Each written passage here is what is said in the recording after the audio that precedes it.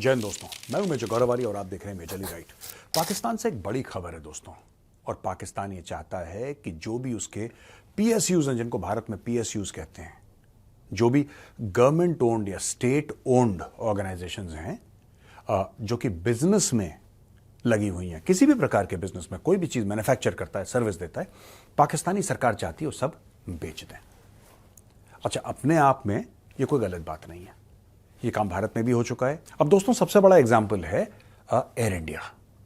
Air India, फिर Indian airlines, फिर फलाना, ये सब क्या थे कि ये गवर्नमेंट ओन्ड थे। शुरू में टाटा का ये पर्सनल था, ये टाटा ग्रुप का हिस्सा था, फिर बाद में गवर्नमेंट ने नेशनलाइज करा, गवर्नमेंट ने इसको टेक ओवर कर लिया, और फिर गवर्नमेंट ने करीब 6-7 दशक एयर इंडिया, इंडियन एयरलाइंस को चलाया चलाया चलाया, उसका बिल्कुल भट्टा बना दिया। एक बहुत प्यारी सी अच्छी सी एयरलाइन थी जिसका यहां पे पिछली सरकारों ने बिल्कुल खत्म कर दिया मैटर। अब टाटा ग्रुप ने इसको वापस टेक ओवर करा है। ऐसे कई भारत में भी हैं एग्जाम्पल्स। तो क्या पाकिस्तान सही कर रहा है ये सब करके? मुझे लगता है पाकिस्तान सही कर रहा है। अगर पाकिस्तान सही कर रहा है तो फिर हम ये प्रोग्राम क्यों कर रहे हैं? या तो पाकिस्तान गलत है या ये प्रोग्राम गलत है। मुझे ऐसा लगता है कि पाकिस्तान गलत है, ये प्रोग्राम गलत नहीं है। अब मैं आपको आज समझाऊंगा क्यों। देखिए दोस्तों, लॉस मेकिंग एंटरप्राइज जब भी गवर्नमेंट बिजनेस में घुसती है, राइट, वो जनरली लॉस मेकिंग होता है, वो जनरली लॉस मेकिंग होता है। क्या इंडिया, क्या पाकिस्तान, ये बात तय है। लेकिन प्रॉब्लम यहां पे क्या आ रही है? प्रॉब्लम ये आ रही है कि ये अरबों डॉलर के एंटरप्राइज जो पाकिस्तान में है, इनको कोई पाकिस्तानी खरीदार नहीं मिल रहा है। That is the biggest problem. Tata is an Indian company, Tata खरीदता है एयर इंडिया, वेरी गुड। कोई महिंद्रा खरीदेगा, कोई अंबानी खरीदेगा, कोई बिरला खरीदेगा, कोई बजाज खरीदेगा। हमारी तो लाइन लगी हुई है बिल्कुल बड़ी बड़ी कंपनियों की। कुछ इन्फोसिस हो सकता है खरीद ले, ओ दैट्स ऑल राइट, आप बिल्कुल खरीदिए, इसमें कोई वो नहीं है, गलत बात नहीं है इंडियन अगर खरीदे।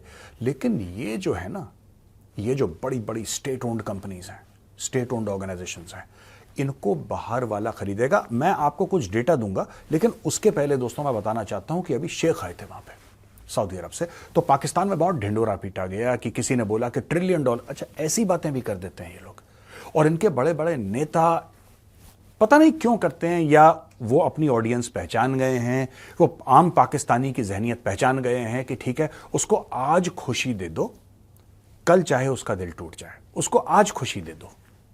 तो या तो इनका ये प्लान है कि आज खुशी दे दो, कल इनका दिल टूट जाए, कोई बात नहीं। तो रोज के रोज ये फेंकते हैं कुछ ना कुछ। किसी ने ये भी कैलकुलेट करा है कि $30 ट्रिलियन की पाकिस्तान की इकोनॉमी बन जाएगी।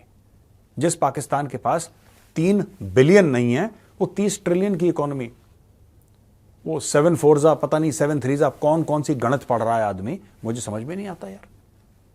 लेकिन पाकिस्तान में चल रहा है। अब देखिए, जो अरब शेख आए, मैंने बोला ना, आपको पता होगा 2 बार अरब शेख आ चुके हैं। एमबीएस नहीं आया, कोई बात नहीं, कोई बात नहीं, एमबीएस नहीं आया वहां पे, दैट्स ऑल राइट।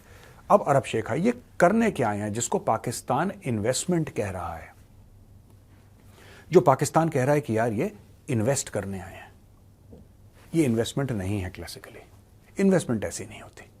ये पाकिस्तानी झूठ बोल रहे हैं, दुनिया से झूठ बोल रहे हैं, और सबसे बड़ा झूठ अपनी आवाम से बोल रहे हैं। मैं ये चाहता हूं कि इन्वेस्टमेंट वो हो जो मेरी समझ से, मैं आपको बताता हूं, मैं ये चाहता हूं कि कोई विदेशी पार्टी, वो सऊदी अरब के हों, चाहे यूएई के हों, चाहे तुर्की के हों, कोई हो, वो पाकिस्तान में एक फैक्ट्री लगाएं। इन्वेस्टमेंट सिर्फ फैक्ट्री की नहीं होती, इन्वेस्टमेंट कहीं पे भी हो सकती है, कहीं पे भी हो सकती है।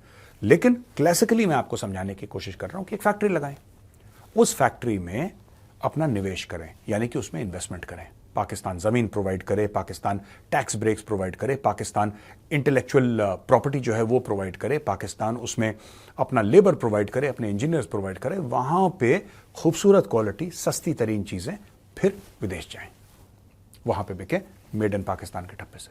तब तो मुझे समझ में आया कि पाकिस्तान में कार बन रही है, पाकिस्तान में वॉशिंग मशीन बन रही है, पाकिस्तान में ये बन रहा है, पाकिस्तान में वो बन रहा है। इसको मैं मानूं क्लासिकल इन्वेस्टमेंट। ये जो अरब आए हैं, काय के लिए आए हैं?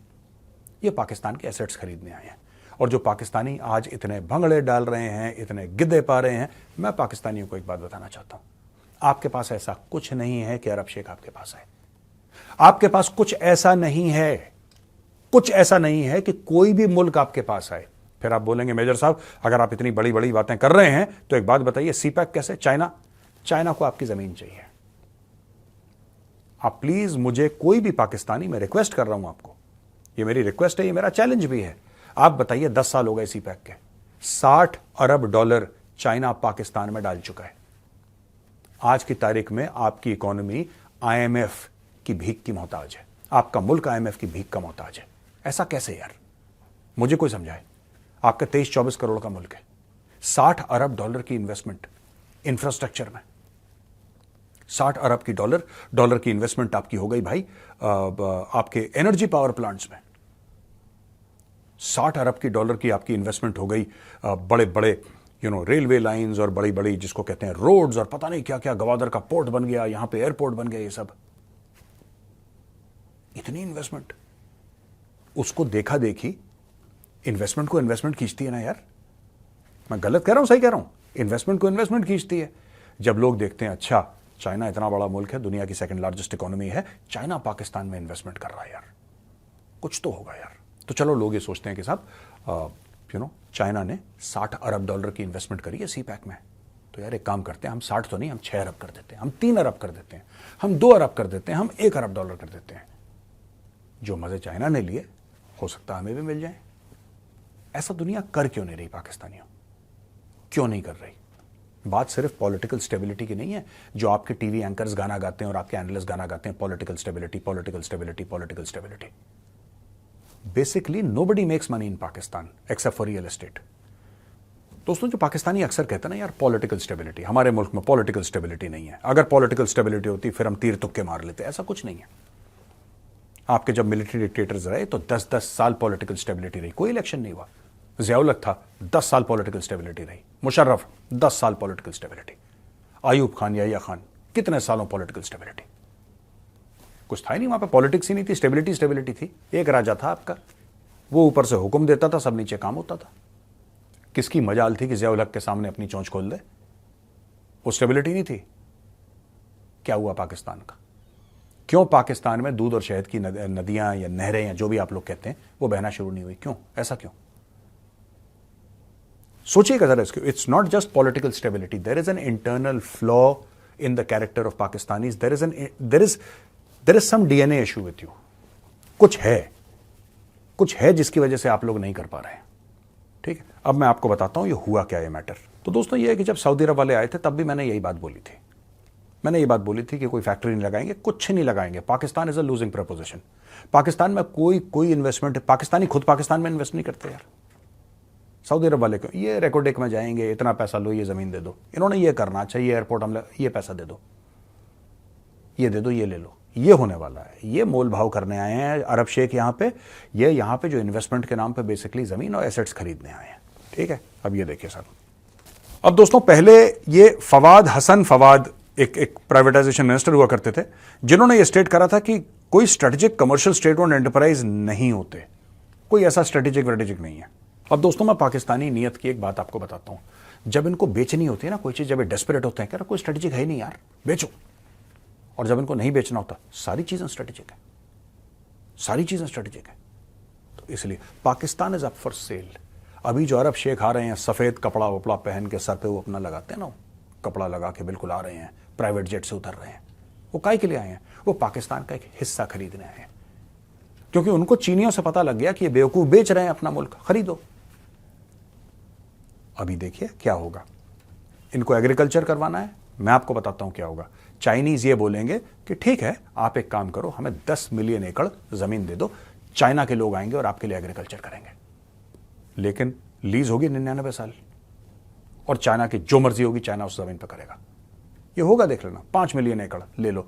इनके जैसे कहते हैं ना, पुराने आपने कहानी सुनी होगी कि नवाबों के खानदान लुट पिट गए, अब वो अपने चांदी के बर्तन जो थे उनके वो बेचने पे आ गए हैं। ये पाकिस्तान का वो selling the utensils of the kitchen ना, किचन के बर्तन बेचने वाला मूवमेंट आ चुका है भैया। ये जितने भी लोग आ रहे हैं धीरे धीरे, ये पाकिस्तान के एसेट्स खरीदने नहीं आ रहे, ये पाकिस्तान की बड़ी बड़ी कंपनियां खरीदने नहीं आ रहे, ये लोग पाकिस्तान खरीदने आ रहे हैं।